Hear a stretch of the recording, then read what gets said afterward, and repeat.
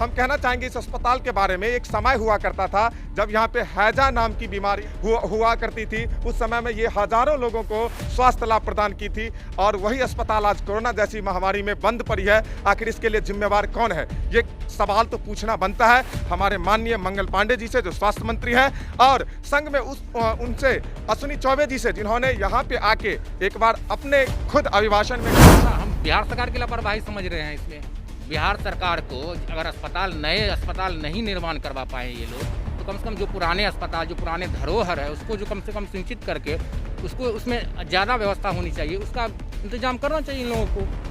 वो तो ये इसमें जिम्मेदार कहीं ना कहीं बिहार सरकार और ये स्वास्थ्य मंत्री इसमें कहीं ना कहीं इसमें ये जो है अस्पताल को सिर्फ खंडर बना दिया। कुछ असामाजिक तत्वों की वजह से इसको, और वो लोग चाहते हैं कि इसको खंडर बना दिया जाए ताकि उसमें भूसा रखा जाए, उसमें गेहूं रखा जाए, उसमें मवेशी को रखा जाए, उसको जाल जंगल बना करके छोड़ दिया जाए। इसके अंदर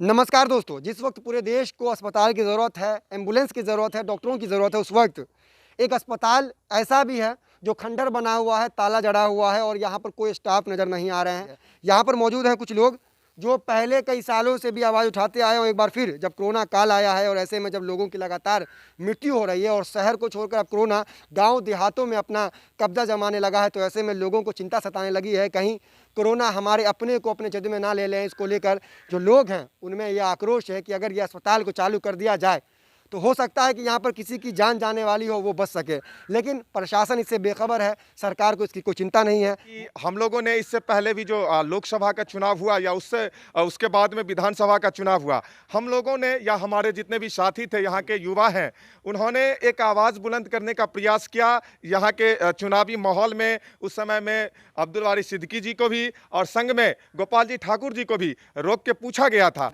तो गोपाल जी ठाकुर जी ने यही रसियारी चौक पे अपने कैंपेन के दौरान बोले थे कि इस व्यवस्था को हम बदलेंगे और जैसे ही हम यहाँ से जीत के जाते हैं इस व्यवस्था को बदलेंगे। लेकिन आज तक वो धरा का धरा है। आप यहाँ पे देख सकते हैं जितने सारे 5 से 6 ऐसे अलग अलग भवन हैं जिसको अभी उपयोग में अगर लाया जाए तो एक सुचारू रूप से यहाँ पे स्वास्थ्य व्यवस्था बहाल हो सकती है। लेकिन जैसे कि मैंने 2 दिन पहले फ़ोन किया था 104 पे, हेल्पलाइन नंबर जो है स्वास्थ्य व्यवस्था का, तो मैंने जब उनसे बात किया तो उन्होंने बस एक ही बात कहा कि आपके जो ये APSC है आपका, इसको यहाँ का जितना भी सारा स्टाफ है उसको अभी जो है यहाँ से हटा दिया गया है, यहाँ से शिफ्ट कर दिया गया है किरतपुर PSC पर। हम कहना चाहेंगे कि आखिर ये हमारा वो 300 करीब जो बिहार में 300 बदहाल APSC है, वो APSC में से कम हमारा ये APSC तो नहीं आता। ये तो एक PSC हुआ करता था जो राजनीतिक कारणों से 2002 ईस्वी के बाद ये APSC बन के रह गया। उससे पहले ये PSC हुआ करता था। आप चलेगा तो आपको हम वहाँ पे दिखाएंगे कि एक बोर्ड पे लिखा हुआ है, कोई किन्हीं का आवास है, कोई डॉक्टर साहब का आवास है, वहाँ पे अभी भी दिख रहा है कि वो PSC हुआ करता था। उस पर स्वास्थ्य केंद्र ही लिखा गया है, प्राथमिक स्वास्थ्य केंद्र लिखा गया है, लेकिन फिर भी उसको नज़रअंदाज किया गया। यहाँ की शासन व्यवस्था इस रूप में लचर है और संग में कह सकते हैं कि यहाँ की जो राजनीतिक व्यवस्था है कहीं ना कहीं हम लोग को कमज़ोर कर रही है यहाँ के क्षेत्रवासियों को आगे आने के लिए। क्या स्थानीय जनप्रतिनिधि जो हैं आपके, उससे आपने वार्ता किया होगा, कुछ आश्वासन कुछ मिला?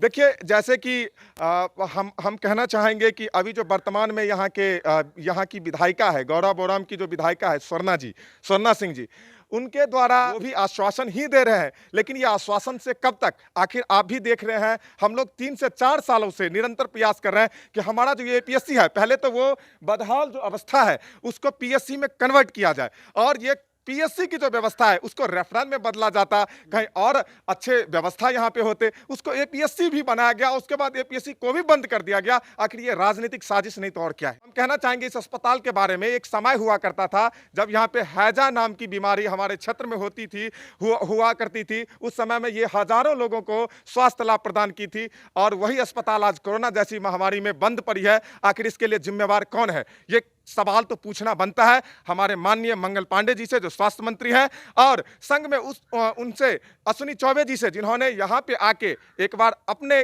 खुद अभिभाषण में कहा था कि हम 20 बेड का अस्पताल देंगे। लेकिन वो 20 बेड का अस्पताल शायद उनके कागजों पे सिमट के रह गया हो। हमारे क्षेत्र में तो ऐसा कोई अस्पताल नहीं दिखता और दूर दूर तक ऐसी कोई व्यवस्था नहीं दिख पड़ती है। अभी मैं आते समय मैं बाइक से आ रहा था तो थोड़ी बहुत हमको चोट लग गई थी, हल्की चोट लगी थी, तो मैंने सोचा कि रसियारी अस्पताल जाके देखा जाए। आप देख सकते हैं सामने में कि यहाँ पर कुछ भी एक नेसेसरी जो ट्रीटमेंट होनी चाहिए, एक डेटॉल और रुई की, उसकी भी व्यवस्था नहीं है, ताला लटका हुआ है। और ये जानकर हमें दुखी होती है कि यहाँ पर अभी भी वर्तमान में 4-5 स्टाफ की बहाली है। हम जानना चाहते हैं कि यहाँ के जो स्टाफ है, अभी टाइम 11 बज रहा है, तो 11 बजे तक लॉक क्यों लगा हुआ है? ऐसे ऐसे स्टाफ को चिन्हित करके सबसे पहले तो नौकरी से इन लोगों को निकालना चाहिए। एक दूसरी बात ये है कि जो यहाँ की जो वस्तुस्थिति है रसियारी का, यहाँ का जनसंख्या तकरीबन 50,000 जनसंख्या आसपास के गांव मिला के होता है। वहाँ का एकमात्र यही अस्पताल है कायाकल्प के तौर पे, और उसकी ये बदहाल स्थिति। और ये वेलनेस सेंटर का जो एक लमनचूस जो दिया गया है, वो वेलनेस सेंटर का भी आप देख सकते हैं कि किस प्रकार की यहाँ पर व्यवस्था है वेलनेस सेंटर की। तो हम लोग चाहते हैं कि अस्पताल को, रेफरल अस्पताल की जो मांग है हमारे, उस मांग पर सरकार अमल करे। और नहीं, रेफरल अस्पताल तो बाद में होगा ना सर, लेकिन अभी जो है वही चल जाए ठीक से, उसके लिए क्या कहेंगे आप? उसके लिए तो आगे हो रही हो तो सरकार का काम है करना, वो तो सरकार करेगी। की लापरवाही समझ रहे हैं आप? हम बिहार सरकार की लापरवाही समझ रहे हैं इसमें। बिहार सरकार को अगर नए अस्पताल नहीं निर्माण करवा पाए ये लोग, तो कम से कम जो पुराने अस्पताल, जो पुराने धरोहर है, उसको जो कम से कम सिंचित करके उसको उसमें ज़्यादा व्यवस्था होनी चाहिए, उसका इंतजाम करना चाहिए इन लोगों को। वो तो ये इसमें जिम्मेदार कहीं ना कहीं बिहार सरकार और ये स्वास्थ्य मंत्री इसमें कहीं ना कहीं इसमें जिम्मेदार है। यहाँ ये आक्रोश तो बहुत है, जो भी ये अस्पताल है बहुत पहले से अस्पताल है, ठीक है। देखिए, मैं सरकार से यही गुजारिश करूंगा कि अस्पताल जो है इसको थोड़ा आप खुलवा दे, ताला खुलवा दे, और जितना इसमें डॉक्टर है, जितना इसमें स्टाफ सारे हैं, उसको जो डिप्टेशन पे यहाँ पे जहाँ पे किरतपुर में PHC में शिफ्ट किए हुए हैं, उसको बस यहाँ पे ला करके छोड़ दे, ठीक है। इसमें सारे कुछ सुविधा है, अभी भी अवेलेबल है, लेकिन वो बंद पड़ा हुआ है, उसको चाट रहा है, मक्खी चाट रहा है। उसमें क्या चीज़ नहीं है, वेंटिलेटर है, आपका स्ट्रेचर है, सारे कुछ है यहाँ पे। दवाई जो भी उपलब्ध होता है यहीं से आता है, और यहाँ से किरतपुर शिफ्ट कर दिया जाता है। आप देख रहे हैं इसमें 2-3 डॉक्टर हैं, 5-7 लगभग तकरीबन स्टाफ हैं, और उसको यहाँ से शिफ्ट कर दिया। अगर खोल दिया जाए तो तकरीबन हमको पता है कि यहाँ पे रोज़ पर डे 200 से 300 पुर्जा यहाँ पे कटता था, 200 से 300 पेशेंट आते थे। मैं बस यही उम्मीद करता हूँ कि अभी भी और इसको खोल दिया जाए तो एक दिन में इसमें कम से कम 250 पुर्जा कटेगा।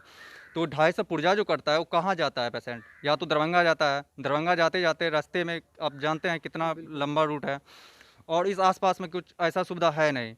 ये जो है अस्पताल को सिर्फ खंडर बना दिया, कुछ असामाजिक तत्वों की वजह से इसको, और वो लोग चाहते हैं कि इसको खंडर बना दिया जाए, ताकि उसमें भूसा रखा जाए, उसमें गेहूं रखा जाए, उसमें मवेशी को रखा जाए, उसको जाल जंगल बना करके छोड़ दिया जाए। इसके अंदर सारे कुछ अवेलेबल है, अभी भी सारे कुछ सामान मिल जाएंगे जितना एक हॉस्पिटल में होना चाहिए। किरतपुर से ज़्यादा सामान इसमें भी अभी भी है, अभी भी पड़ा हुआ है, लेकिन यहाँ का स्टाफ, यहाँ का जो डॉक्टर हैं, उनको भेज दिए हैं किरतपुर। ऊपर से ही भेजा गया है, जहाँ से भी भेजा गया है, लेकिन वो तो भेज दिया गया है।